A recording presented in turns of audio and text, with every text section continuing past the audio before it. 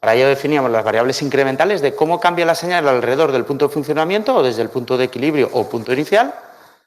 Y para ello aplicábamos el desarrollo en serie de Taylor, vimos cómo aplicarlo en sistemas no lineales y vimos un ejemplo de aplicarlo a un sistema de depósitos y a un péndulo. Y en el caso del péndulo estuvimos viendo que la ecuación diferencial tomaba aquí unos coeficientes, en concreto este de aquí, que tomaba un valor, fijaros, aquí negativo para el caso del equilibrio alrededor de la horizontal, de la vertical. Y en el caso del equilibrio alrededor de la horizontal, teníamos ahí un coeficiente 0, ¿lo veis? 0 por delta I. Bueno, por otra parte, lo que no estaba pintado, pero estuvimos comentando, es que si esto estuviera refiriendo a pi, la ecuación quedaría igual que esta, solo que este signo cambiaría de signo, porque es el coseno de ese ángulo. Es decir, esto nos llevaría a una ecuación como esta. Fijaros, igual que la que tenéis ahí abajo, pero solo que ahí cambia el signo. El resto queda todo igual.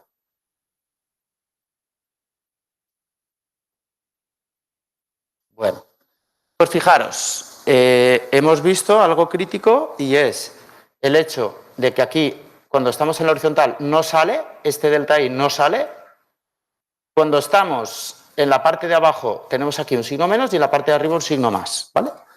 Bueno, y eso luego veremos, o ya empezamos a ver el otro día, qué implicaciones tenía. Bueno, el objetivo del modelo matemático es, al final, en un sistema de control, lo que queremos al final de todo es saber calcular la acción de control para que la salida Y haga algo que nos gustaría, seguir cierta referencia que hace cierta cosa. Ese es el objetivo final. Pero para ello, primero tenemos que conocer lo contrario.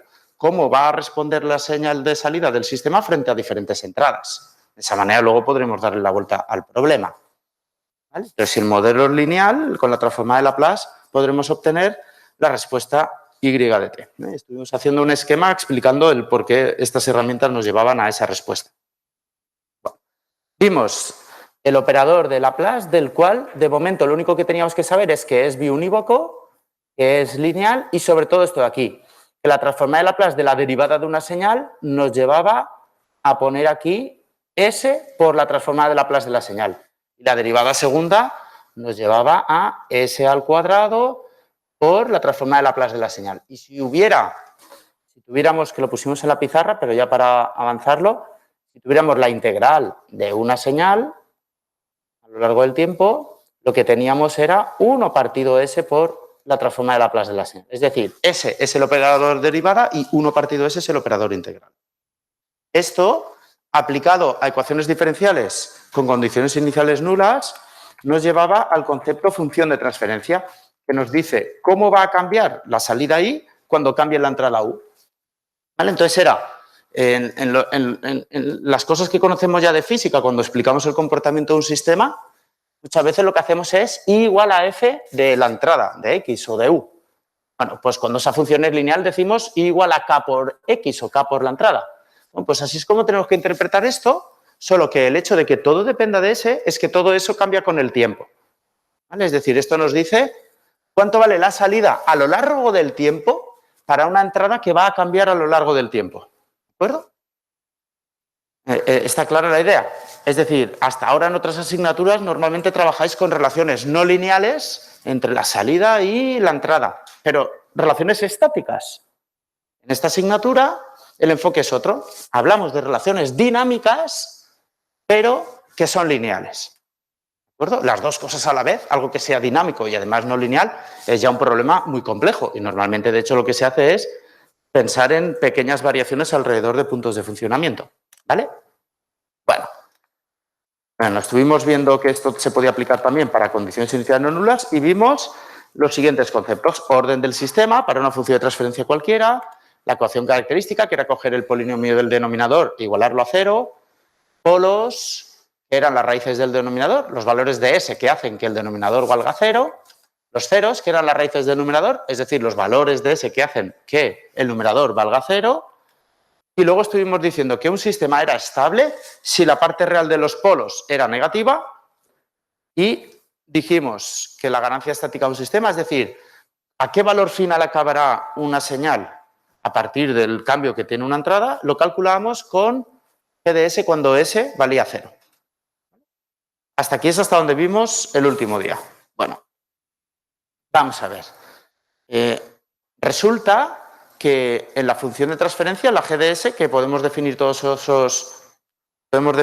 esas características que hemos comentado, de polos, ceros, orden y tal, tenemos ahí información que nos chiva cuál será la respuesta, la salida de un sistema frente a una entrada. Y resulta que esa salida del sistema evolucionará de forma que la salida será proporcional a una exponencial de los polos por el tiempo. ¿De acuerdo? Es decir, vamos a intuir cómo responde un sistema. Yo tengo un sistema como este. 1 partido S más 2. ¿Vale? ¿Cuáles son los polos del sistema? ¿Cuáles son los polos del sistema? Muy bien, recordad, ¿qué son los polos del sistema? Cojo el denominador, lo igualo a 0, me escribo esa ecuación, S más 2 igual a 0 y despejo la S, S igual a menos 2. Estos son los valores de S que hacen que el denominador se anule. Que todo eso es el concepto polo. Con lo cual, los polos de este sistema es menos 2. Con lo cual, este sistema, si me representara a mí cualquier fenómeno físico, mecánico, eléctrico y tal, y yo lo someto aquí a una entrada U y quiero saber qué pasa con la salida I, no sé lo que va a pasar, pero lo que sé es que I va a tener una pinta, va a ser proporcional a algo así, E elevado a menos 2 por T. ¿De acuerdo? Eso es lo que yo sé, de momento. ¿Está clara la idea? Sí.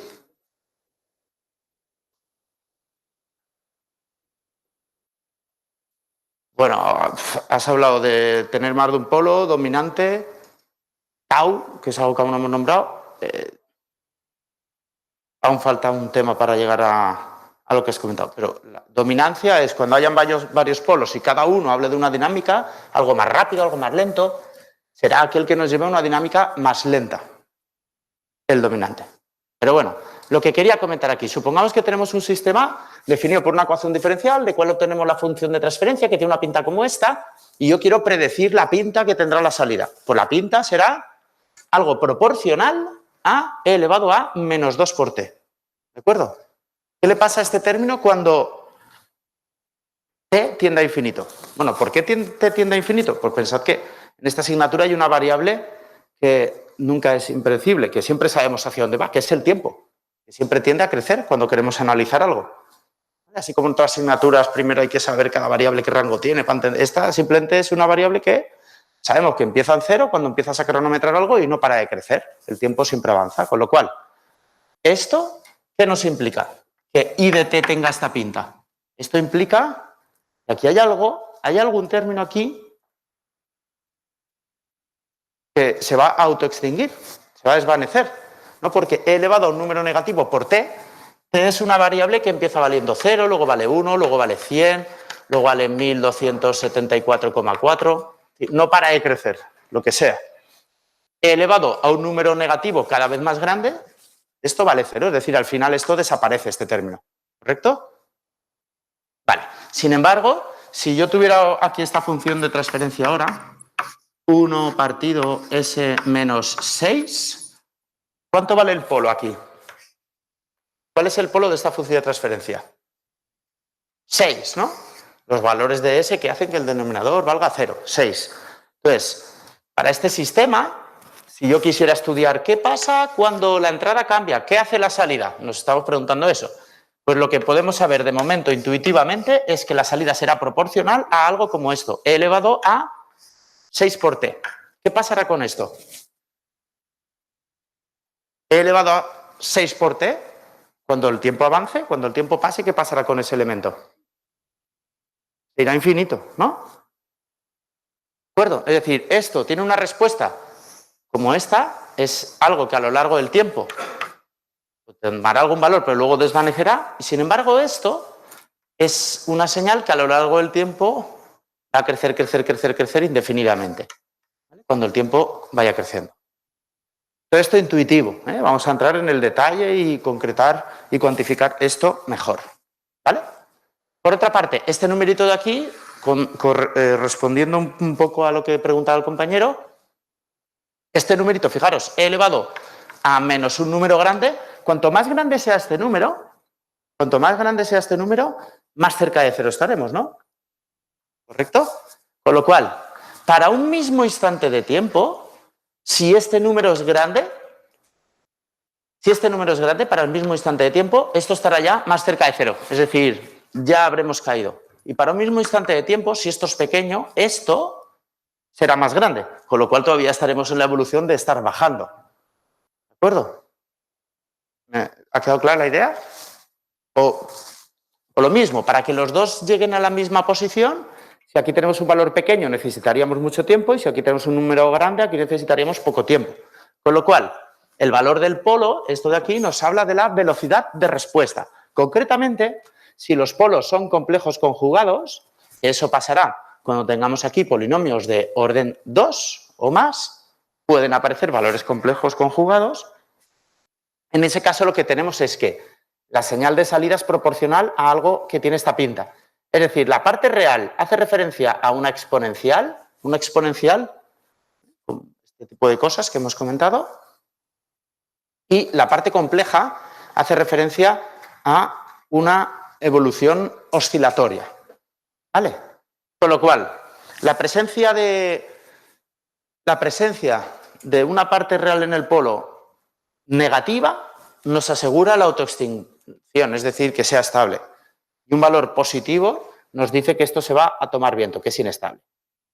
Por otra parte, la presencia de términos complejos nos asegura de la presencia de términos oscilatorios en la respuesta. ¿De acuerdo? Con lo cual, ya hemos aprendido dos cosas de los polos. Los polos, que pueden ser complejos conjugados. La parte real, si es negativa, nos va a indicar que el sistema es estable y si es positiva, que no lo es.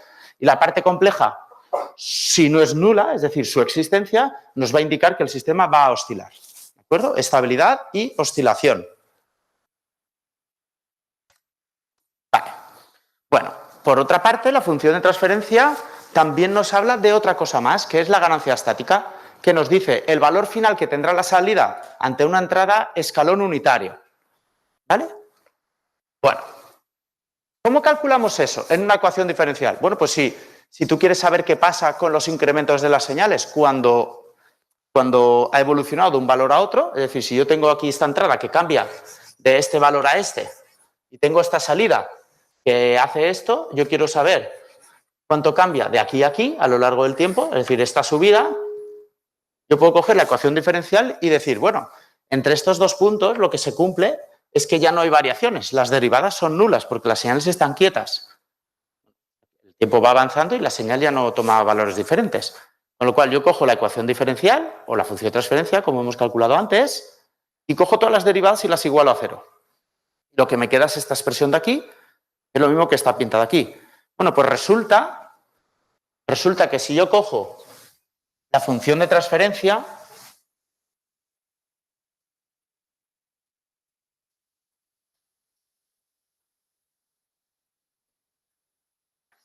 equivalente a esa ecuación diferencial, ¿me la sabríais dictar? La función de transferencia equivalente a esta ecuación diferencial. Os recuerdo los pasos que había que hacer. Había que coger la ecuación diferencial, en este caso delta i 3 puntos, la menos a sub 0 por delta i, menos a sub 1 por delta i 1, punto, hay 2 puntos, más b sub 0 por delta u, más b sub 1 por delta 1, punto, ¿vale? ¿Cómo se obtenía la función de transferencia? Pues primero, a todo esto yo le aplicaba la transformada de Laplace con condiciones iniciales nulas, que eso significa, donde yo vea 3 puntitos, pongo, ¿qué pongo? S al cubo, Y donde vea un puntito, S. Y donde no vea puntito, pongo solo la señal sin S. Esto, S al cubo por delta I de S. Y ahora las variables las pongo en mayúscula. Igual a este término de aquí. Fijaros que ahora me va a salir aquí. Esto, su transformada de Laplace, ¿quién va a ser? ¿Quién va a ser esta transformada de Laplace? Delta IS, ¿no? Este elemento. Y de esto de aquí, su transformada de Laplace, ¿cuál va a ser? S por delta I de S, ¿correcto?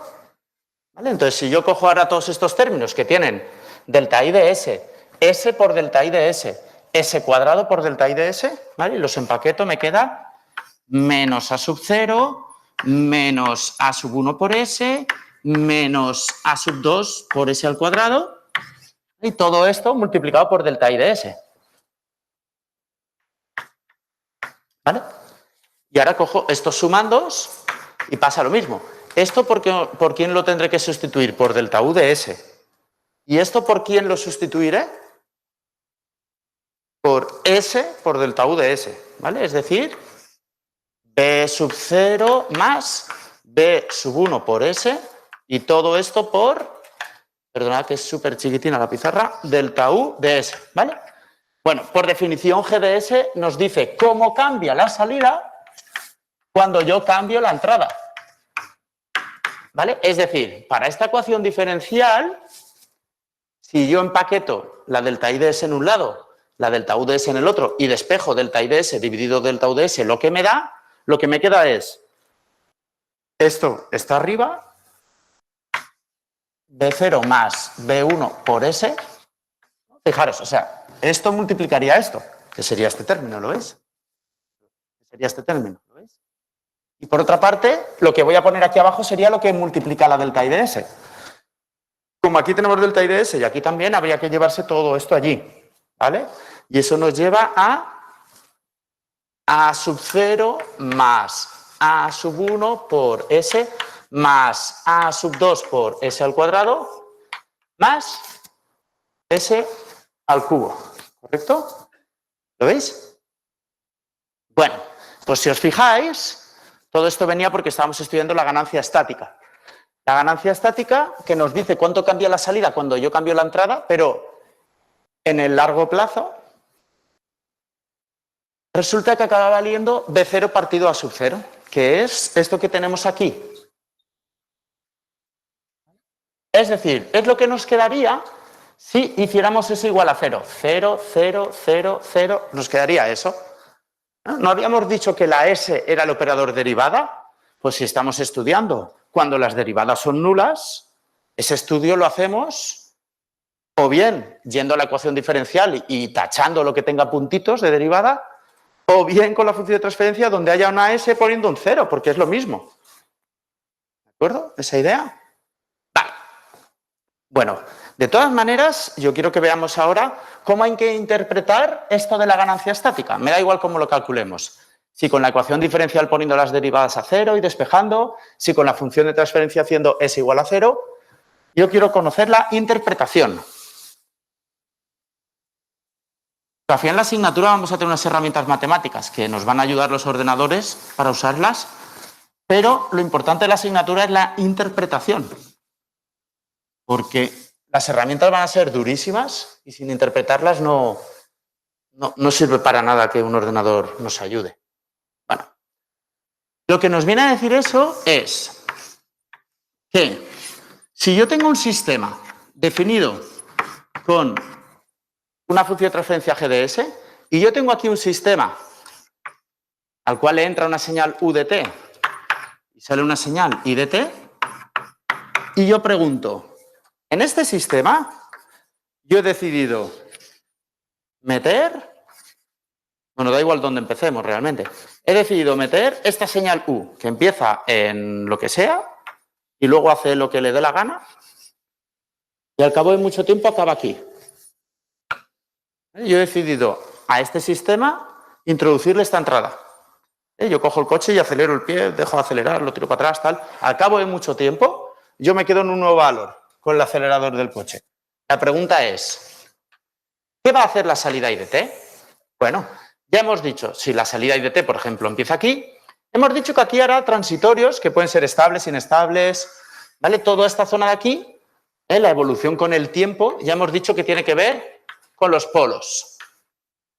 Pero ya ahora lo que quiero saber es, esta señal, al cabo de mucho tiempo, recordad que dijimos que un sistema era como un procesador de señales. Lo que entra acaba saliendo. La idea de aquí. Y que además la salida imitaba a la entrada. ¿Vale? Recordad esto. Bueno, pues cuando yo coja un sistema y lo someta a una entrada marciana como esta, la salida hará no sé qué, que más o menos imitará esto, ya veremos cómo lo imita. Pero la cuestión es que empezará también en un valor y acabará en un valor, igual que la entrada. Yo quiero saber si esto es el total de cambio de la señal U, esto de aquí, en fin, delta, por ejemplo, si esto es el total de cambio de la señal U, delta, yo me pregunto, si yo conozco GDS, ¿yo puedo saber cuánto habrá cambiado la señal I? Llamémosle gamma. Si yo conozco GDS y yo conozco delta, ¿puedo yo conocer gamma? Es decir, los datos de partida son, yo sé que la U ha cambiado un valor delta. Yo sé que mi función de transferencia es GDS. Mi pregunta es, ¿cuánto cambia la salida?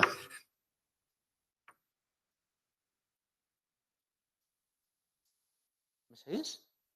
Bueno, pues resulta que eso lo podemos saber con el concepto ganancia estática, lo que hemos dicho cuando la S vale 0. Es decir, la salida cambiará en total, o sea, el cambio desde donde empezó a donde acabará será igual a G de 0 por delta, que era el cambio en la entrada. ¿De acuerdo? ¿Está clara esta idea? Es decir, igual que interpretábamos que el cambio que se produce en la salida de forma dinámica lo expresamos así, I de S es igual a G de S por U de S.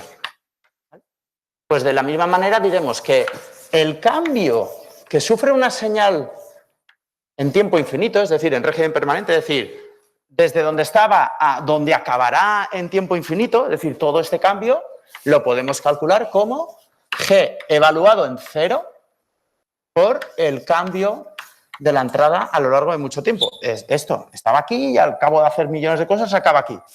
¿Vale? Pues este cambio y este cambio se relacionan con la función de transferencia con G de 0. ¿Está clara la idea? ¿Sí? Vale. El concepto de ganancia estática. Bueno, otra idea interesante que podemos adelantar ya. Esto, los polos, y esta idea te lo da la ganancia estática. Ya vamos intuyendo qué información se puede extraer de una función de transferencia. Lo que queda de temas es detallar eso numéricamente, calcular cosas y tal, pero bueno, de momento yo creo que nos quede clara la parte intuitiva. Porque si no, luego cuando resolvamos problemas no sabremos cuándo está mal porque no sabremos interpretar el resultado. Dime.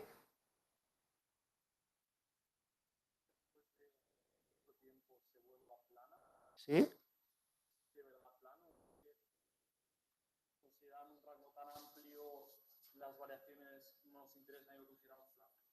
A ver, en la práctica real industrial esto nunca es plano, pero básicamente porque esto, lo que está bajo mi control, y cuando yo conecto un motor está conectado, o cuando yo lo desconecto está conectado. El problema es que normalmente la acción de control no es lo único que afecta al sistema, también hay perturbaciones.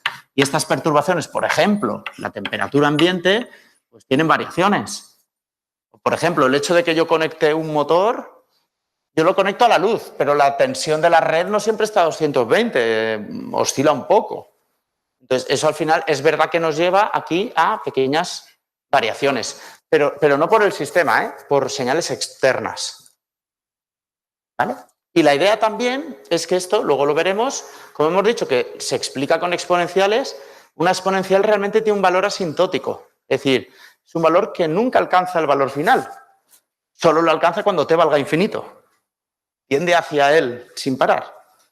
¿Vale? Por eso yo he puesto lo del infinito. Es decir, el valor final al cabo de infinito tiempo que habrá cambiado la salida será igual a esto. Pero en verdad nunca lo alcance. Siempre hay un último decimal que aún vale 9999. ¿La idea? Vale.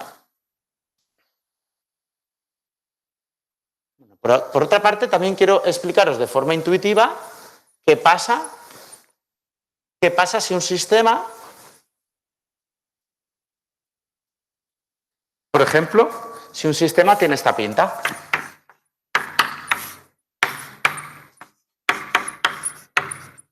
Imaginaos este sistema. ¿Qué ganancia estática tiene? ¿Qué ganancia estática tiene?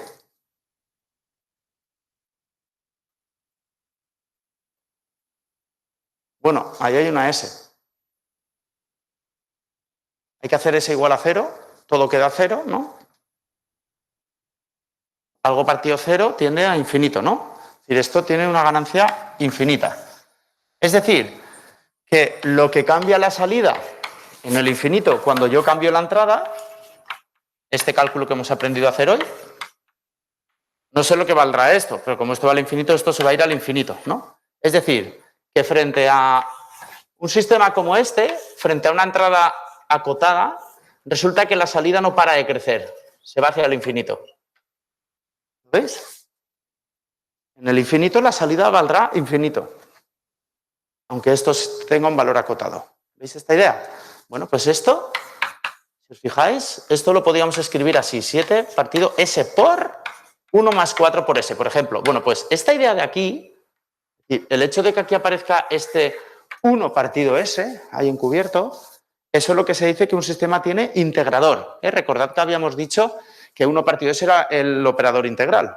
Pues el hecho de que un sistema tenga integrador, o lo que se conoce como un polo en S igual a 0, en el origen, hace que la ganancia sea infinita. Y si la ganancia es infinita, significa que la salida no para de crecer.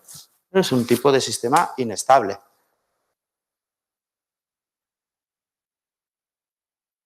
Bueno, este tema es todo intuitivo, como veis, y simplemente nos ayuda a tener herramientas matemáticas para explicar qué cosas pasan ahí. Vamos a ver ahora otra herramienta, gráfica, para explicar el comportamiento de sistemas, que es lo que se conoce como diagramas de bloques, que ya los he empezado a utilizar en alguna explicación de forma intuitiva, pero bueno, vamos ahora a definirlo formalmente. Un diagrama de bloques nos va a explicar la relación entre las transformadas de Laplace de las señales. En un diagrama de bloques solo pueden aparecer transformadas de Laplace de señales y de sistemas. Un bloque como este hay que interpretarlo siempre, digamos, leyéndolo de derecha a izquierda. Y de ese, lo que sale de este bloque es igual a G por U. ¿De acuerdo? ¿Lo veis? Y lo escribimos así. ¿Por qué lo escribo así? Bueno, pues por la manía que os comenté que tengo, bueno, no yo me refiero a toda el área de conocimiento del mundo de la ingeniería de control, la manía que tenemos de expresar las cosas como coeficientes o parámetros multiplicado por señales. ¿De acuerdo? Entonces, los coeficientes empaquetados y con una interpretación temporal es la GDS y la señal es la U. Con lo cual, este bloque lo interpretamos como I igual a G por U. ¿De acuerdo? Es decir, si lo escribimos matemáticamente es del revés que el dibujo. ¿Está claro esto? Bueno, esto sería un nodo de bifurcación, que significa que la misma señal que viene dada por G por U la voy a usar en varios sitios. También puedo generar señales en base a operaciones matemáticas de suma y resta entre señales. Lo mismo, se lee de derecha a izquierda. Y viene dada por A menos B más C. Luego tendríamos los bloques en cascada. Yo cojo una señal de entrada, primero lo hago pasar por un sistema y el resultado lo hago pasar por otro sistema. ¿De acuerdo? Bueno, pues eso nos llevaría a una explicación que vendría dada también por la multiplicación de los bloques. Ahora bien, como os decía, yo suelo interpretar esto siempre leyéndolo de derecha a izquierda. Yo diría que I es igual a H por G y por U. Vamos Vamos a hacer un ejemplo. Imaginad que tenemos aquí un sistema que tiene aquí agua, aquí tenemos una válvula, aquí tenemos una entrada U. Este líquido que hay aquí, cuando yo abro esta válvula, va a generar más o menos caudal aquí. Y este caudal me voy a un nuevo depósito. Me voy a un nuevo depósito y en este depósito yo lo que quiero saber es qué caudal de salida tengo. ¿Vale? Es decir, yo quiero relacionar el caudal de salida que voy a tener aquí con la entrada U. Yo quiero analizar esto de esta manera. Cuando yo cambio U, ¿qué caudal de salida tengo? Yo quiero estudiar ese fenómeno. Bueno, pues lo voy haciendo por partes. Primero, para este subsistema de aquí yo puedo decir que puedo obtener algún tipo de explicación que me diga cuando yo cambio U, ¿cómo cambia pues este caudal intermedio? ¿Vale? Caudal intermedio de aquí. ¿De acuerdo? Y yo puedo obtener una función de transferencia ahí que se llame GDS, que me relacione estas dos señales. Y luego, por otra parte, yo puedo tener una explicación de este otro depósito con agujero que se va vaciando, de manera que yo tenga una expresión que me diga, cuando yo voy cambiando Q sub I, cómo cambia el caudal de salida Q sub S. ¿Vale? Que puede ser el mismo, porque como aquí hay un orificio con otra sección y tal. Bueno, pues al final, si enganchamos esta señal con esta, eso viene a decirnos que yo puedo obtener la relación entre la U y la señal Q sub S. Todo esto sería un único bloque, que sería este de aquí. Este bloque sería este. Y lo que habría aquí dentro, yo lo puedo obtener simplemente multiplicando. ¿Está clara la idea? Podemos estudiar también fenómenos en paralelo. En ese caso, el equivalente es la suma. Y es igual a la suma de estas señales, donde una es G por U y la otra es H por U. Si lo escribimos así, bueno. Finalmente, con esto de los bloques podemos hacer también una representación muy interesante, que es el concepto de realimentación. En otras disciplinas, bueno, esta palabra yo creo que inicialmente entiendo que nacería en inglés, que es feedback, y han habido varias traducciones a lo largo de la historia. Una de ellas, que es la que usamos en esta asignatura, es realimentación, pero en otras disciplinas, que se oye más en la tele y tal, hablan de retroalimentación. También os sonará más, de hecho, esa palabra. Aquí está traducido como realimentación. Bueno, la cuestión es que tenemos un sistema el cual la salida que nos da, fijaros, que es debido a una entrada. Y esa entrada depende de la entrada del sistema exógena, externa, pero también depende de la propia salida. Es decir, como entrada, este sistema tiene lo que él mismo daba como salida hace un rato. ¿Clara la idea? Bueno. Eso, no sé, imagináis como si en un depósito de estos yo cojo aquí y pongo aquí una bomba y lo que va saliendo por este conducto lo vuelvo a meter, ¿no? Entonces el caudal de entrada en este sistema sería este que viene por fuera, pero otro caudal que depende de alguna manera del que yo estoy generando. ¿La idea? Pues esta idea, eso se le llama realimentación, y la cuestión es que lo que es la simplificación, que antes hemos visto que era en este caso una multiplicación y aquí una suma, ahora no es tan inmediata, sino que hay que deducirla. Voy a deducirla una vez, esa relación, y luego la utilizaremos, digamos, a nivel de fórmula a partir de ahora, en la asignatura. Bueno, lo voy a escribir, ahí quedará más claro a lo mejor. A ver. Imaginad, en este sistema tenemos Y es igual a G por esta señal de aquí, ¿vale? Esta señal vamos a llamarle, por ejemplo, X. Esta señal es, por definición, la suma entre U, ¿no? Entre la señal que viene por aquí y la señal que viene por aquí. Vamos a llamarle, por ejemplo, Z.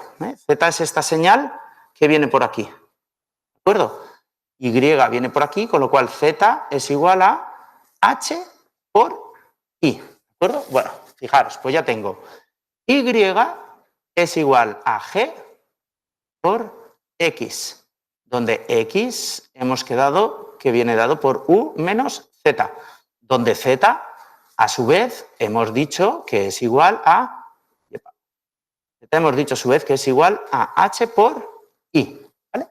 Bueno, pues ahora venimos aquí y al final lo que queremos es expresar, el objetivo final es expresar la salida en función de la entrada. ¿Vale? Con una expresión que nos diga qué ha pasado aquí dentro. Bueno, pues ya hemos quedado que Y es igual a G por X, pero X es eso y Z es esto. Bueno, pues voy a ir sustituyendo. G por X, donde X es U menos Z, pero a su vez Z es H por I. Esto de aquí, recordad que es Z.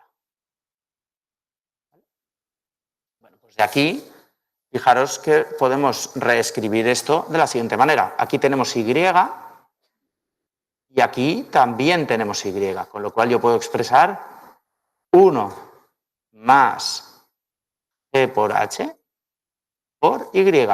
He cogido la Y y lo he tirado todo a la izquierda para sumárselo a esta Y. ¿De acuerdo? Y todo esto igual a lo que me queda a la derecha, que es G por U. ¿De acuerdo? Bueno, de aquí a ahora ya puedo expresar Y igual a algo por U, que así es como se representaban las funciones de transferencia, recordadlo.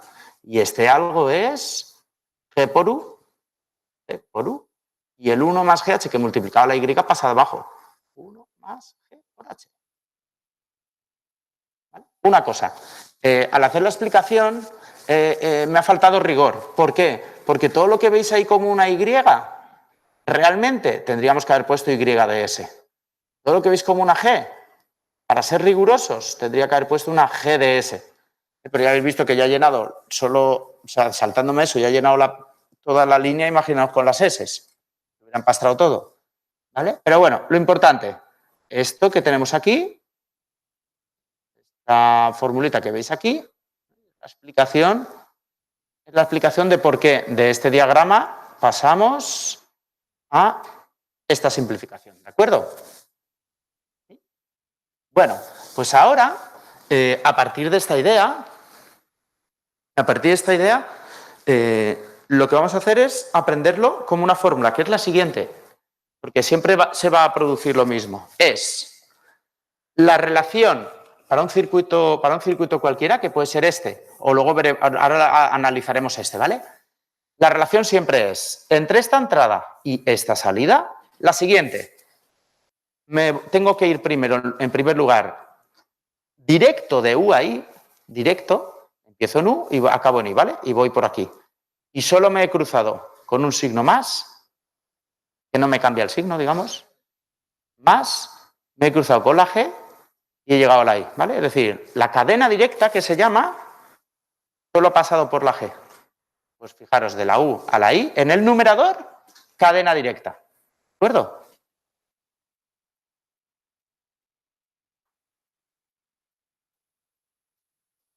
Es decir, esto de aquí le vamos a llamar a lo del numerador, a esto que aparece aquí, cadena directa.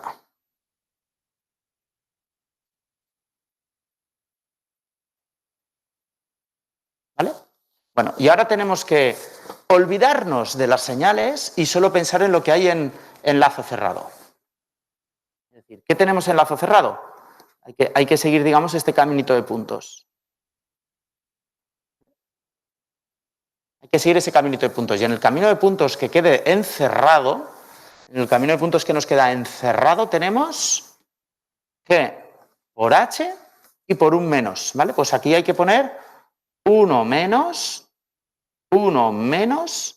el lazo cerrado.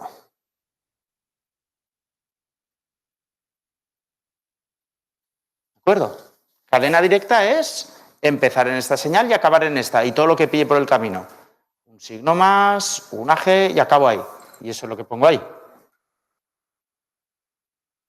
con el signo más, lo que baje el signo más, claro, pues más 6, pues pones un 6, ¿no? No lo ponemos. Pero en el otro lado tengo que generar este lazo de aquí. Y aquí me he encontrado un signo menos, ojo. Entonces es 1 menos el lazo cerrado. Normalmente, menos.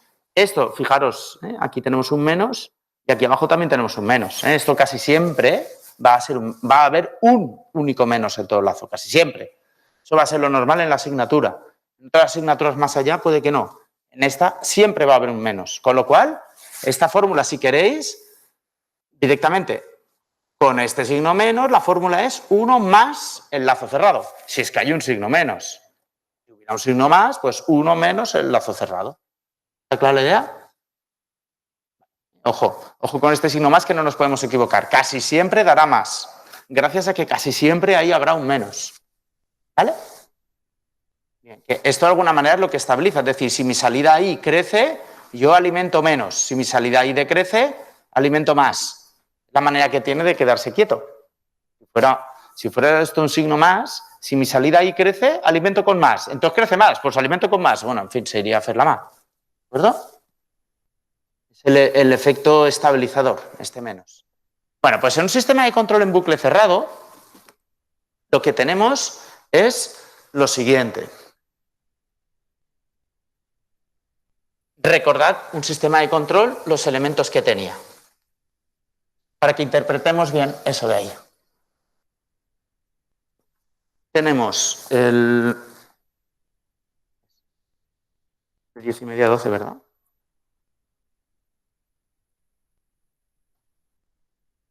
¿Verdad que teníamos el proceso?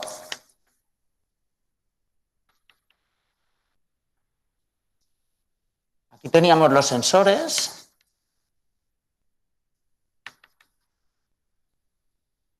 Aquí tenemos los actuadores. ¿Sabes? La cuestión es que los actuadores inyectaban energía sobre el proceso, las magnitudes físicas variaban y esto nos chivaba información que iba al sistema de control o controlador.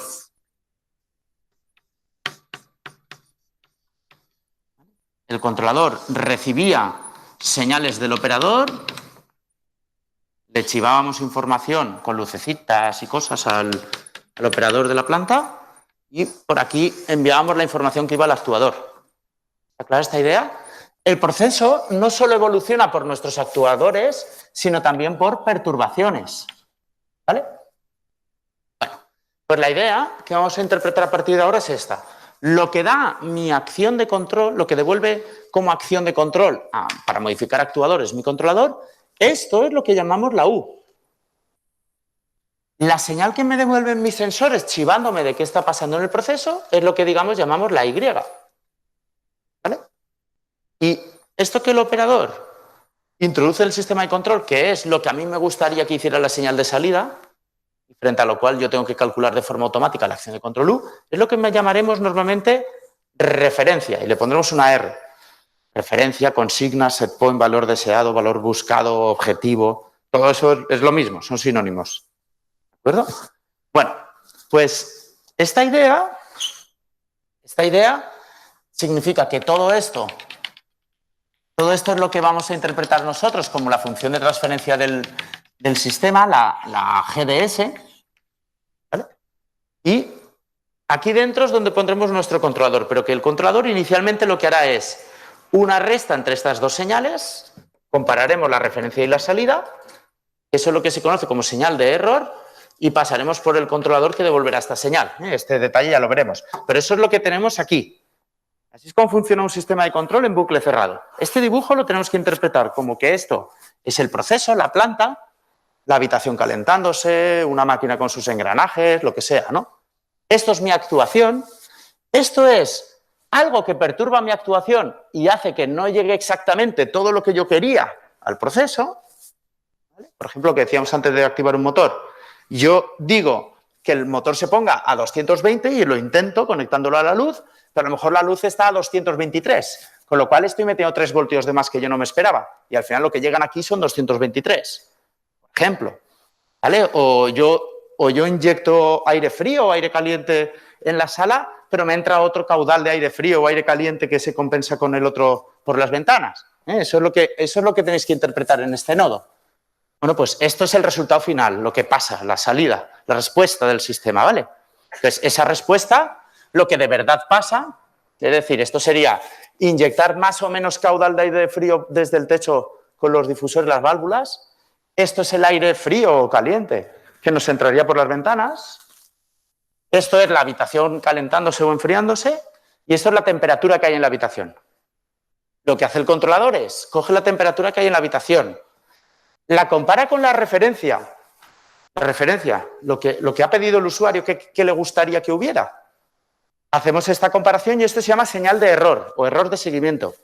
Yo quería estar a 21 grados, realmente estoy a 19, por ejemplo. Hay un error de 1 grado. Un grado de error, perdón. ¿Vale? Esto es lo que llevamos al controlador, que es lo que estudiaremos dentro de 3 o 4 temas. Es lo complicado. Y el controlador es el que decide de forma automática cómo actuar sobre el proceso. ¿De acuerdo? Bueno, pues esto lo vamos a analizar mucho en la asignatura, este diagrama de bloques. Mucho, mucho. De hecho, aún le añadiremos otra cosa más, que aquí no está puesta para no liar, y es lo siguiente. Es que esto que hemos dicho, de que del proceso adquirimos la información a través de sensores, resulta que los sensores, como una N de noise en inglés, los sensores reciben ruido de medida, aquello que dijimos de trenzar los cables, porque hay ruido electromagnético y nos genera señales que no paran de cambiar en el primer día de clase. ¿No os acordáis de esa idea intuitiva?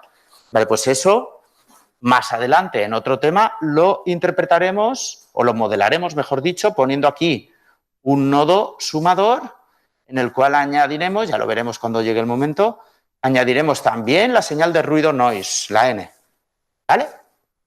De momento, vamos a analizar este bucle aquí. Para analizar este bucle aquí, lo que os decía, si por ejemplo yo quisiera saber cómo cambia la salida frente a la perturbación, por ejemplo, ¿cómo haríamos esto? ¿Cómo cambia la salida frente a la perturbación? Pues cambia de la siguiente manera. Cadena directa de la perturbación a la salida, es decir, G, y un signo más, ¿lo veis? Partido, y ahora, ¿qué hay en lazo cerrado? Esto de aquí.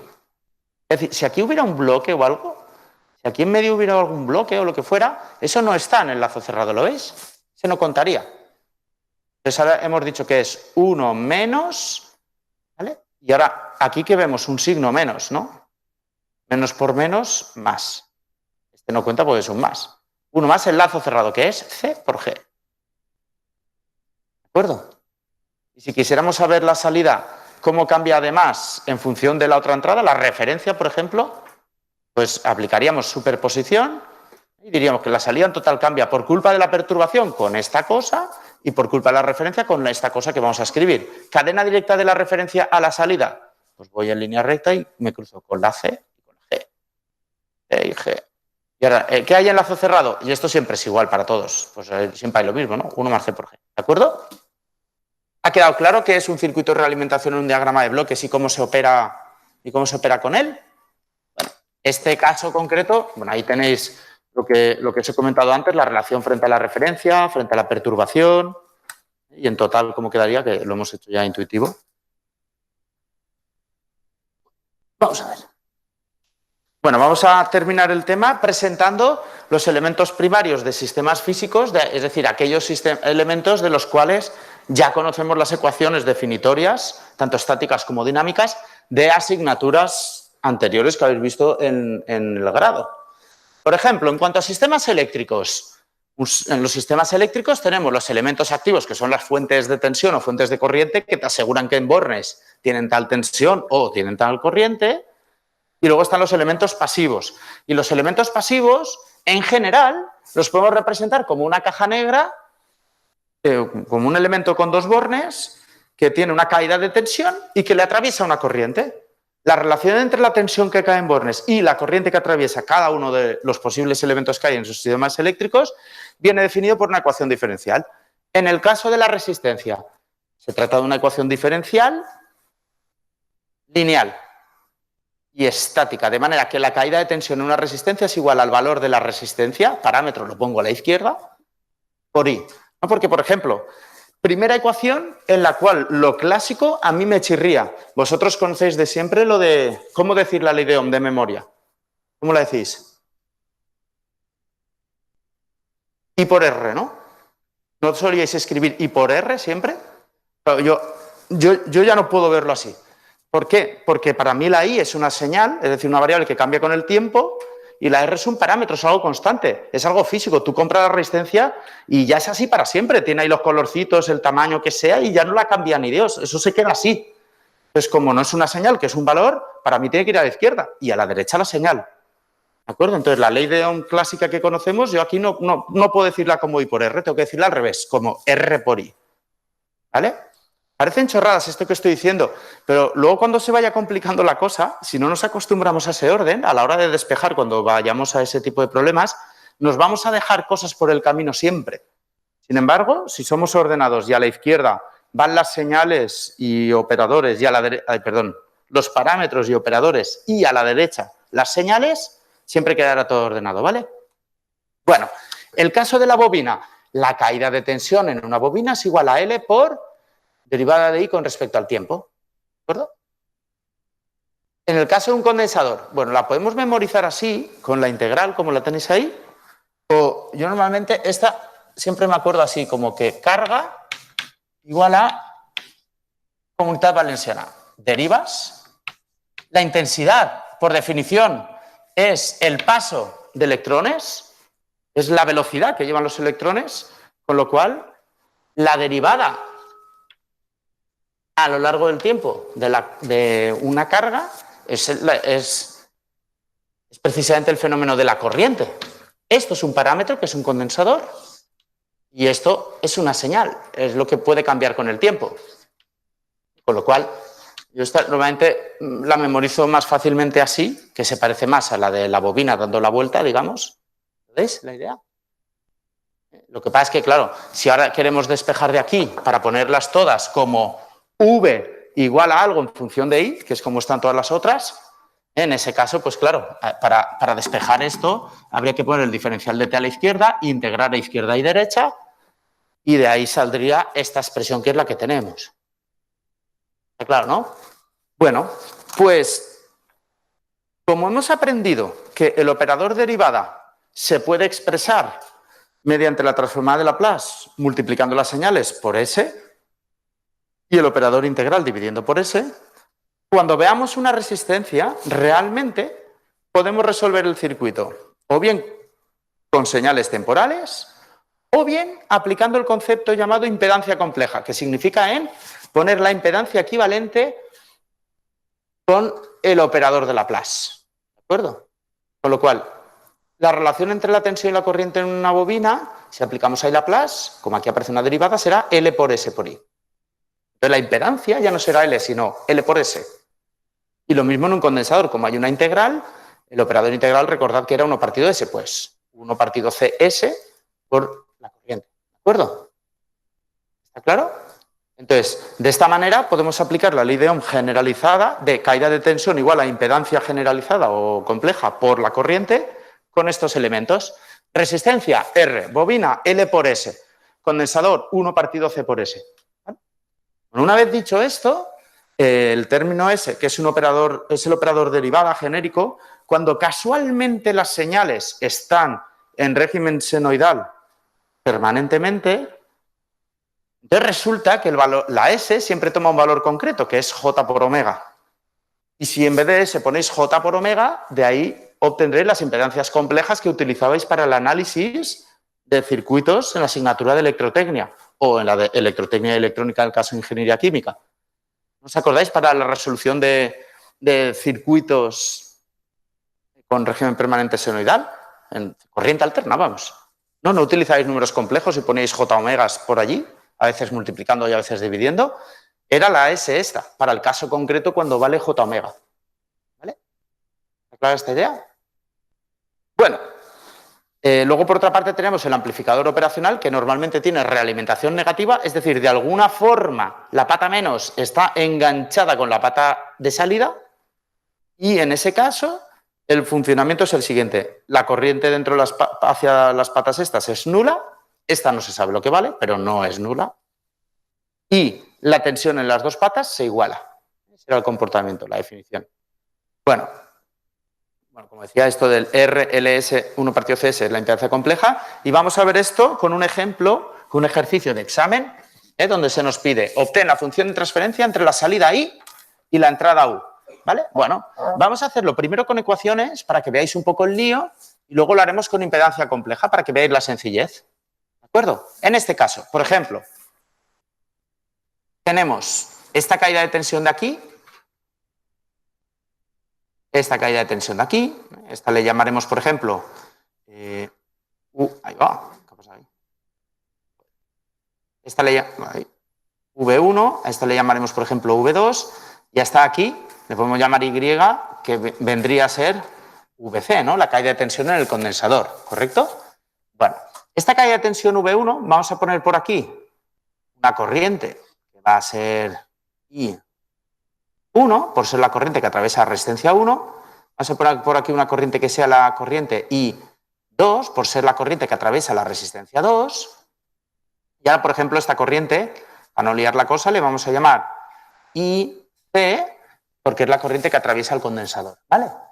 La corriente que atraviesa el condensador, al final pensad que nuestro objetivo final siempre es poner I igual a no sé qué por U. Este es el objetivo final, bueno, con IDS y tal. Pero este es nuestro objetivo, ¿vale? Es decir, todo lo que no sea la Y y todo lo que no sea la U, hay que quitárselo de encima. ¿Está clara la idea? Con lo cual, esta corriente de aquí, si yo conozco la capacidad C y esta caída de tensión es una señal que tengo que arrastrar porque al final es el resultado, entonces esta corriente C yo no me la podría quitar de encima. Sí, hemos dicho antes que la definición en un condensador era que la corriente que lo atraviesa es igual a C por la derivada de la caída de tensión, ¿correcto? Con lo cual, esta corriente de aquí, IC, ya la vamos a poder sustituir, ¿no? Va a ser C por la caída de tensión está aquí y punto. ¿De acuerdo?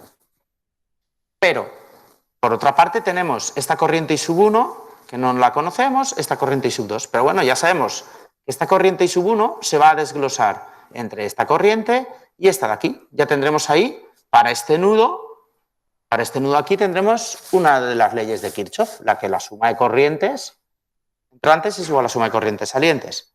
Por otra parte, tendremos este lazo de aquí para una ley de Kirchhoff y este otro lazo de aquí para otra ley de Kirchhoff. Bueno, que al final es que esto de aquí es igual a esto. Es decir, esta tensión V2 de aquí, fijaros, como es la caída de tensión en este elemento, y aquí hay un cable y aquí hay un cable, entre cables la caída de tensión no cambia.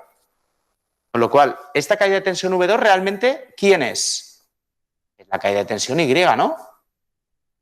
¿Veis? Vale. Con lo cual, de todas las corrientes y tensiones que hemos ido señalando, ya de entrada hemos hecho que esta corriente no hace falta usarla porque pondremos C por I punto. Esta tensión no hace falta usarla porque pondremos Y. Esta tensión no hace falta usarla porque pondremos también Y. ¿Veis? ¿Está claro eso? Luego, por definición, en este elemento, esta corriente I sub 2, ¿a quién es igual? Esta corriente I sub 2, ¿a quién es igual? Por definición de este elemento. Hemos quedado que la caída de tensión a resistencia es igual a R por la corriente, ¿correcto? ¿Sí? La caída de tensión ya tiene nombre propio, es la Y. Con lo cual, la corriente será igual a... ¿A cuánto? Vamos a ver. Pongo aquí. Esta caída de tensión es igual a R2 por I2, ¿no? Con lo cual, I2, en vez de poner I2, ¿qué pondremos? Para llevarlo todas estas variables, digo. ¿Qué pondremos ahí? Y partido R2, ¿no? ¿Correcto?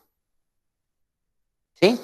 Es decir, si queréis podemos rehacer el circuito con cómo ha quedado la nomenclatura un poco más compacta.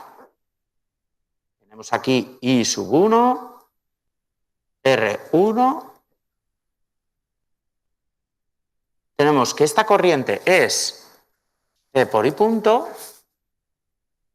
Tenemos que esto que cae aquí es la Y en R2 y que esta corriente que viene por aquí es Y partido R2 y que esto es el condensador C al cual le cae la Y, ¿no? Ya hemos resumido esto ya bastante, ¿no? Vamos a poner ahora ya las ecuaciones de Kirchhoff. Esta de aquí que nos dice que la corriente I sub 1 es igual a I partido R2 más C por I punto, ¿correcto? La ecuación en este elemento, ¿vale? Y por otra parte, fijaros que aquí tengo esta ecuación, este lazo de aquí, o bueno, o que es el mismo, que al fin y al cabo es la caída Y, que nos dice que U, la caída de tensión U, es igual... Adiós, aquí. La caída de tensión U es igual a R1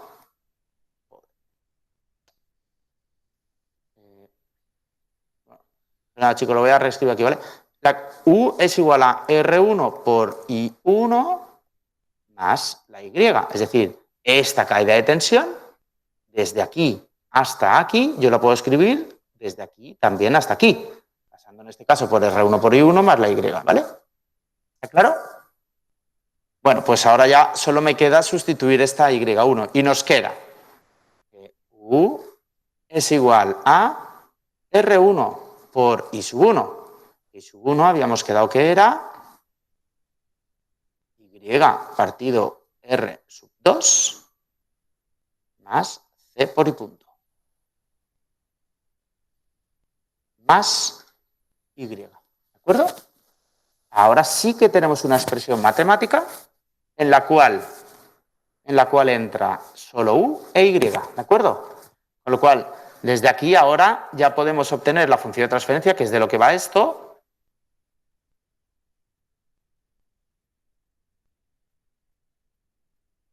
Para aplicar la transformada de Laplace, hay que tener en cuenta lo que hemos comentado, que donde no haya nada ponemos la señal y donde haya derivadas ponemos una S. Fijaros, C por S por I de S. ¿Vale? Más I de S. ¿Lo veis? ¿Está clara la idea? Bien, si lo que queremos es la función de transferencia, tenemos que escribir I de S igual a algo por U de S, o lo que es lo mismo Y de S partido U de S. ¿Y cómo quedaría eso? Fijaros, Y de S, lo tenemos todo aquí a la derecha, y la U de S a la izquierda. En la U de S solo hay un 1, multiplicándole, pues 1.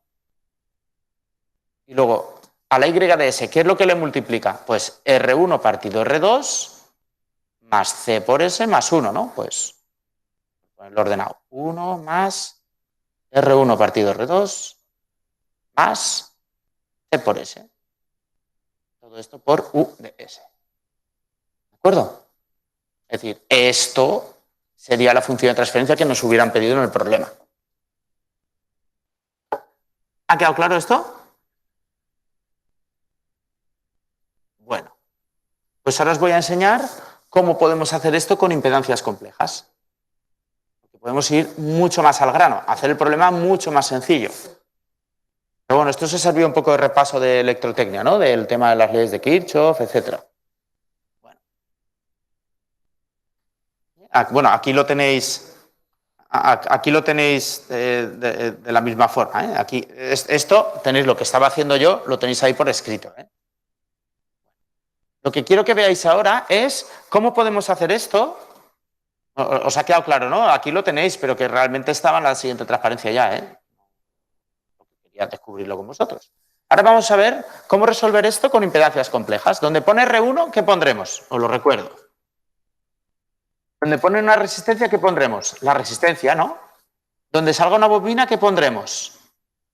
L por S. Y donde salga un condensador, ¿qué pondremos? 1 partido C por S, ¿vale? Y todo será caída de tensión igual a esa impedancia compleja por corriente.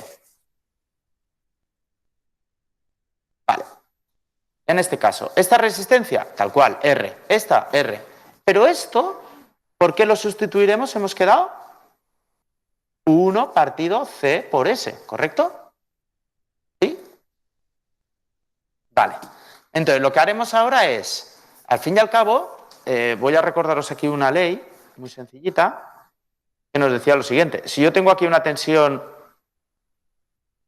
U, yo aquí tengo una resistencia R1 y aquí tengo una resistencia R2 y aquí tengo masa, bueno, esto, he puesto tierra en vez de masa, perdón, pero igual. La tensión en este punto, ¿os acordáis cómo se calculaba? Era un divisor resistivo. Era de toda esta corriente que viene por aquí, que es la tensión U partido R1 más R2, de toda esa corriente, la que pasa por R2 es la que me da la salida, es decir, es R2 partido R1 más R2, o lo que es lo mismo, había una formulilla que era la resistencia en cuestión, R2 partido R1 más R2, por la entrada U. ¿Os acordáis de esto, de la fórmula del divisor resistivo? La habéis usado en electrotecnia y en electrónica, ¿no? Bueno, pues esto lo podemos hacer con números complejos. Y primero, este circuito, tenemos aquí la caída de tensión U, me lo voy a escribir así, R1, ¿vale? Y aquí ahora voy a poner que tengo el paralelo entre R2 en paralelo con 1 partido CS, que es el valor de esa impedancia. ¿Os acordáis cómo era el paralelo de dos resistencias o impedancias? Es decir, ¿cuál era la resistencia equivalente a esta de aquí? ¿Acordáis? Si esto fuera R1 y esto R2, era el producto partido la suma, ¿no? Esto era igual a una única resistencia que tenía de valor R1 partido R1 más R2. ¿Acordáis también de esto, no? En electrotecnia y en electrónica lo habéis gastado también. Bueno, pues esa idea la podemos gastar incluso con números complejos. Es decir, esta impedancia de aquí, que es este paralelo, ¿a quién es igual? A R2 por 1 partido CS partido R2 más 1 CS. Es decir, R2 partido R2 más C por S. ¿Vale? Bueno, una vez tenemos ya estas impedancias, I de S es igual a, ahora solo habría que aplicar esta fórmula aquí, a la impedancia en cuestión dividido la suma de impedancias, es decir, la impedancia en cuestión, esta de aquí, R2 partido R2 más C por S. Partido la suma de impedancias, que es R1 más R2 partido.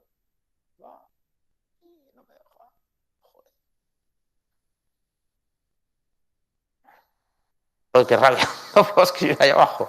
En fin, R2 más 1 partido CS. No, más CS, perdón. Más CS. Vale. Bueno, pues esto, si ahora ponemos R2 más CS ahí abajo, se iría con este y nos quedaría R2 partido R1 por R2 más C por S más R2. ¿Vale? Todo esto, perdón, por la U.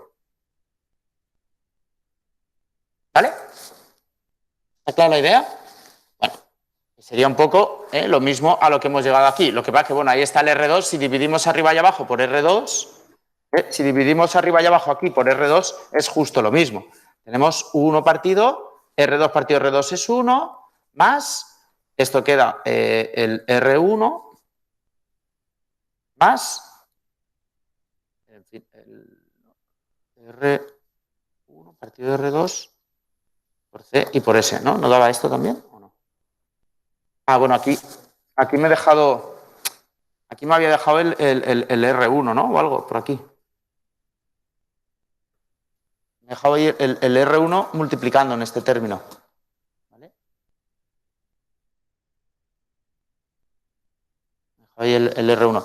De todas maneras, me falta otro elemento, ¿no? Yo creo que en algún sitio me he debido dejar algún elemento en algún momento. R1 por C1. No sé.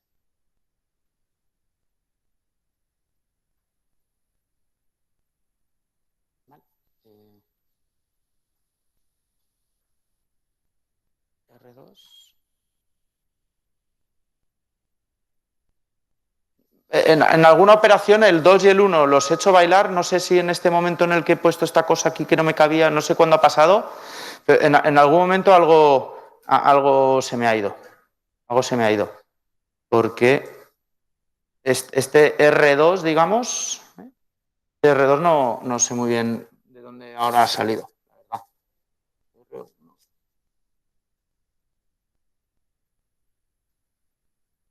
Bueno.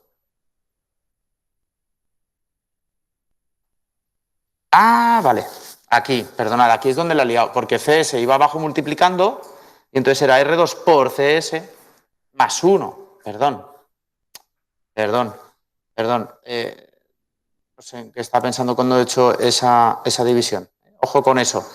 Ojo con eso porque me imagino que eso lo he arrastrado luego. En este término de aquí, que no era exactamente así, nos ha llevado a que esto no es esto, sino R2 por CS más 1. Eso es lo que habría que poner ahí. Y eso nos lleva aquí a...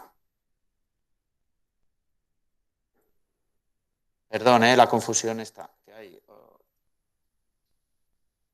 He puesto una errata ahí en la pantalla, perdón. Bueno, entonces esto ahora sí nos quedaría 1 más R1 partido R2 más R1 por C por S, ¿vale? Que esto sí que ahora es como este que teníais aquí. Bueno, ¿habéis visto la idea? Si utilizamos impedancias complejas, aplicamos ecuaciones ya conocidas de electrotecnia, como el paralelo entre dos impedancias, como la ecuación del divisor resistivo, pues se hace todo más rápido. Otra cosa es que me haya colado con lo de las fracciones, perdonad. ¿Ha quedado claro el tema? Porque normalmente en todos los exámenes, primer parcial, segundo parcial creo que no, pero primer parcial seguro, y en los finales siempre ponemos esto, obtener la función de transferencia para un sistema eléctrico y algún análisis luego en función de los polos y ganancia estática que sale. ¿Vale? ¿Está clara la idea? Bueno. Por otra parte, fijaros, muchas veces preguntamos cuál es la ganancia estática del sistema. Bueno, pues para eso siempre tenéis que pensar en el término ganancia estática cuando haya un condensador. Lo tenéis que entender como un elemento que no está, como dos cables sueltos, porque un condensador en régimen permanente no circula corriente. Y cuando haya una bobina, lo tenéis que considerar como un cable, porque en régimen permanente una bobina se comporta como un cable, no tiene caída de tensión. ¿Está clara la idea? Por ejemplo, aquí, ¿cuál es la caída de tensión en régimen permanente que tenemos en el condensador, esta Y? Pues bueno, si quito el condensador, al final es como si tuviera este circuito, este divisor resistivo que tenéis aquí. Con lo cual, ¿cuál debería ser la caída de tensión? Y en función de U. Debería ser R2 partido R1 más R2, ¿lo veis? ¿Sí? Vale, entonces, intuitivamente, ¿cuánto debería valer la ganancia estática de este sistema? La ganancia estática nos dice cuánto cambia la salida Y cuando cambia la entrada U. En régimen permanente, que es lo de la ganancia estática, no habría condensador, sería un circuito abierto. Con lo cual, cuando S vale 0, esto debería dar exactamente eso. Y así es.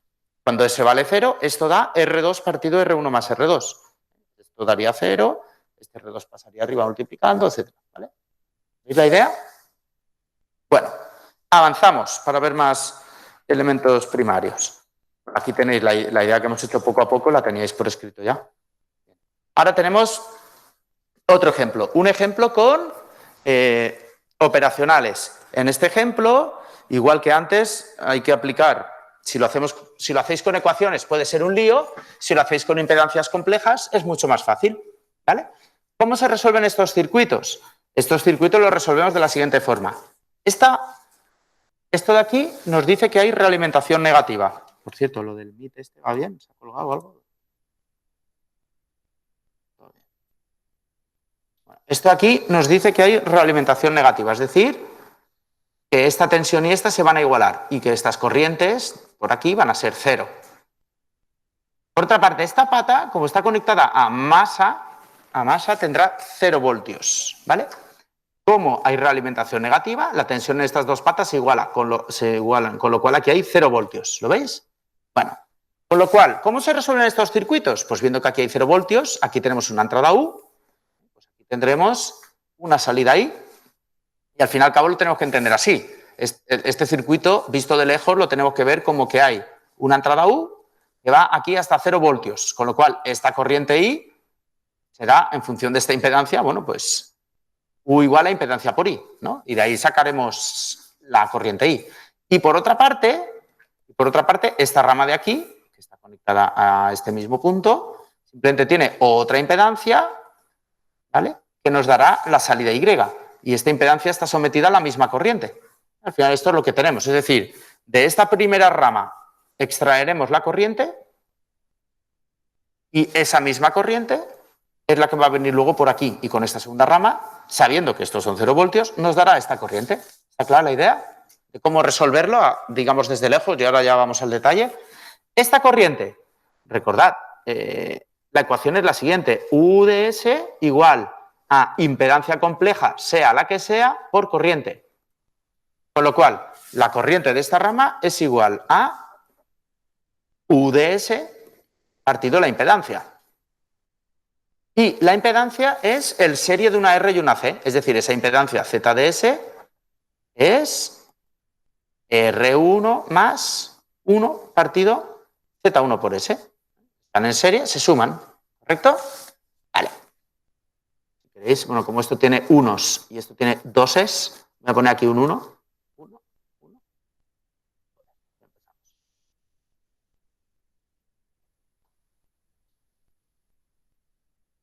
Bueno, 1.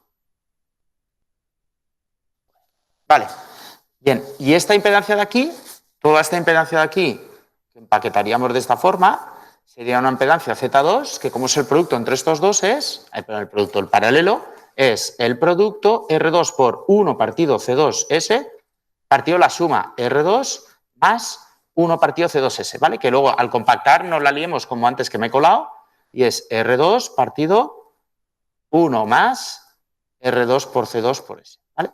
Eso es esta impedancia. Bueno, de aquí hemos sacado esta corriente, que daba, simplemente habría que poner esto ahí.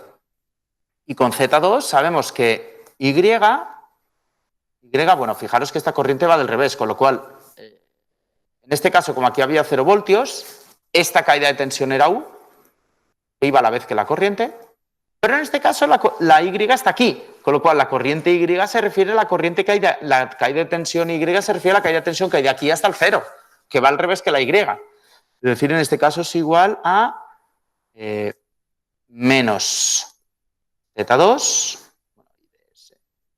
Z2 de S por I de S, ¿vale? Bueno, pues ya lo tenemos.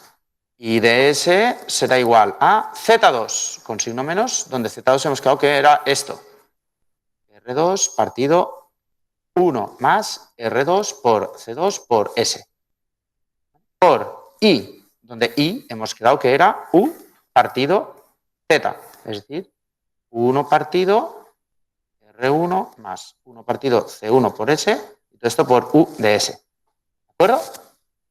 Bien, bueno, voy a señalarlo un poco para que os quede más claro qué es lo que hemos hecho. Esto de aquí, el término era el Z2. ¿Vale? Todo este término de aquí era la I. Y este término de aquí, concretamente, era el Z1. ¿De acuerdo? Ese es el cálculo que he hecho. Bueno, esto con corrientes. Bueno, y fijaros que lo importante, que aquí lo que nos pedía era cuánto vale GDS normalmente. Fijaros que esa GDS es todo este término. Esto sería la solución. Si lo que nos han pedido es cuánto vale la función de transferencia, sería este chorizo. Lo podéis operar para hacer más bonito, tal. Vale. Por otra parte, ¿qué otra ley se os ocurre para resolver este problema? ¿Os ocurre otra? ¿Os acordáis de Millman? ¿Os acordáis? Millman nos decía que si yo tengo una serie de impedancias hacia un punto, todas ellas, así, las que sean, lo que me decía Millman era que la tensión en este punto del medio, Vx, imaginaos que aquí tenemos una tensión VA y una resistencia RA, una tensión VB y una resistencia RB. etcétera, etcétera, ¿vale? Así con todos los elementos. Y este punto de aquí le vamos a llamar X. Lo que decía Milman era que la tensión en el punto X era igual a... Y ahora viene un chorizo muy serio. Voy a poner primero el numerador y debajo el denominador, porque más que nada por donde estoy escribiendo, que no me cabe. Numerador y ahí el denominador. En el numerador había que poner tensión en un punto dividido su resistencia, más tensión en otro punto dividido su resistencia, más tensión en otro punto, etcétera, etcétera, ¿vale? Bla, bla, bla, bla, bla. Y debajo había que poner la suma de las inversas.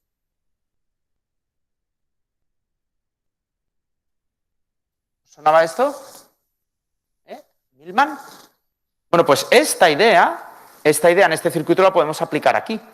Si esto lo llamamos, si esto es el punto Vx que conocemos, que está a 0 voltios, tenemos una rama con una tensión, esto sería el RA, digamos, pero en vez de RA utilizaríamos impedancias Z de estas complejas con las S.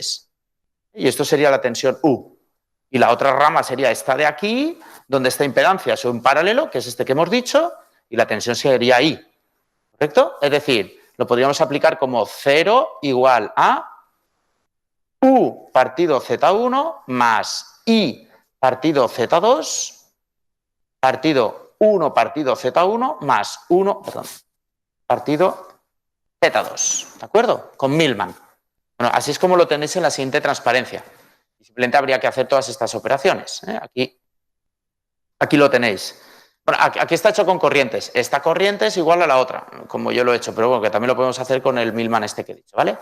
Bueno, normalmente operacionales no ponemos. Esto era para que pensáramos un poco más y que viéramos la complejidad de los circuitos de las asignaturas anteriores de electrónica con estas nuevas herramientas, cómo se pueden resolver de forma rápida. No solo habiendo resistencias, sino incluso condensadores, que era lo más complicado, digamos, en la asignatura de electrónica. ¿Vale? Bueno, en sistemas mecánicos tendríamos que utilizar, en vez de las leyes de Kirchhoff, pues las leyes de Newton de...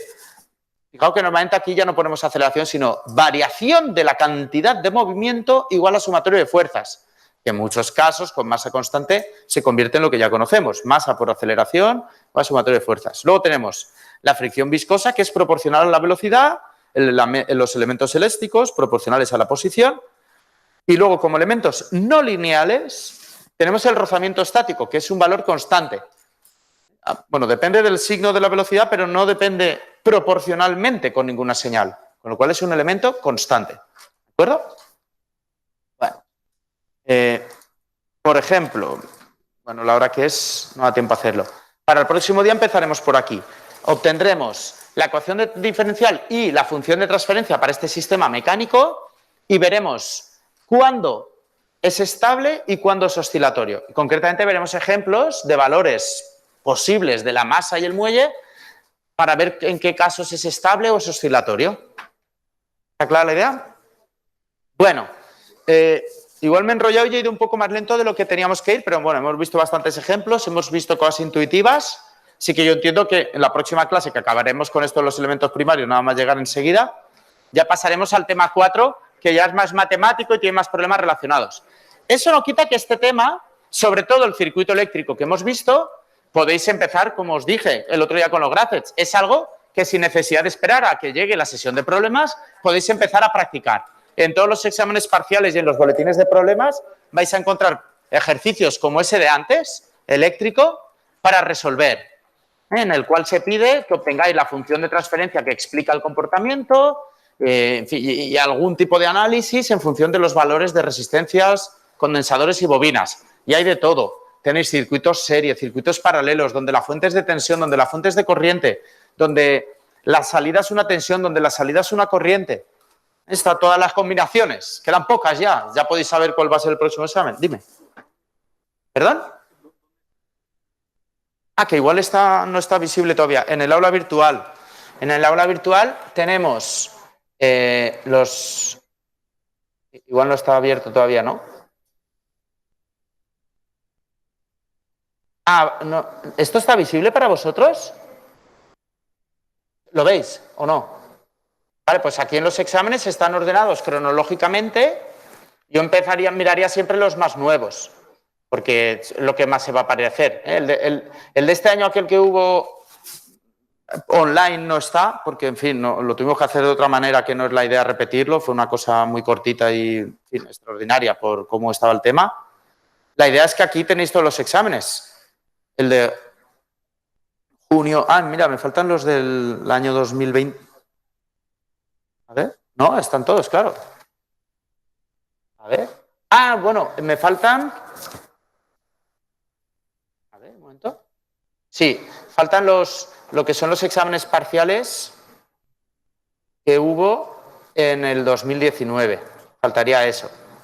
Faltaría eso, no están puestos. Pero bueno, da igual. La cuestión, los exámenes finales y los exámenes, sobre todo el primer parcial, los tenéis para empezar con este tipo de problemas. Mirad, si abro este problema, por ejemplo, este examen, por ejemplo, seguro que hay un problema que es como lo que acabamos de ver. Bueno, tenéis los de Graph para ir practicando. Y seguro que, mirad, este de aquí. Dado un sistema, bueno, en este caso era electromecánico, había un circuito eléctrico y otro mecánico. Dado un sistema como este, escribe la ecuación diferencial y obtén la función de transferencia, etc. Este tipo de problemas los podéis ir mirando ya del examen final para practicar. ¿De acuerdo? ¿Vale?